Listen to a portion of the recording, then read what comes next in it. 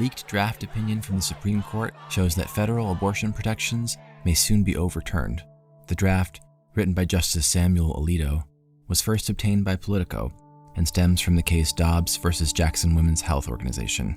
There were 5 justices who voted to overrule Roe or Casey, or signal that that is what they were most likely to do. Sometimes in big cases, after a draft opinion circulates, a justice might change their views. They might see the majority opinion, it might go too far for them. So a justice's vote at conference is not final, it's only their initial vote. But what this does tell us is that at the conference, after oral argument in Dobbs, and at the end of February, when the opinion was circulated, it did seem as if the most likely outcome was that at least 5 justices were going to overrule Roe versus Wade. The case considered the legality of a 15-week abortion ban in Mississippi and was a direct challenge to Roe v. Wade and Planned Parenthood v. Casey.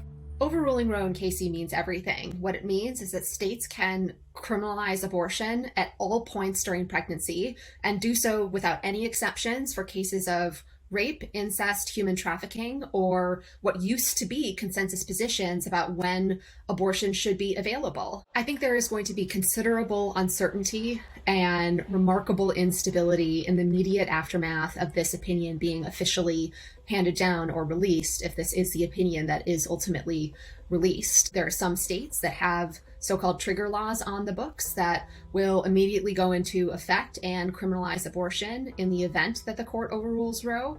There are other states that have a slew of restrictive abortion laws waiting in the wings. It's also possible that states will try to restrict residents from going out of state to obtain abortions in, more democratic-leaning states where abortion is still available. And in some ways, that is going to be, the next frontier about the constitutional limits on states' ability to restrict access to abortion. Some states are attempting to pass immunities for residents of their state in the event that they assist someone from another state in obtaining an abortion. That might limit the ability of red states to impose criminal or civil penalties on residents of other states, but it's not clear whether that would limit or restrict their ability to impose criminal or civil penalties on residents of their own state if they temporarily leave the state in order to obtain abortion care elsewhere.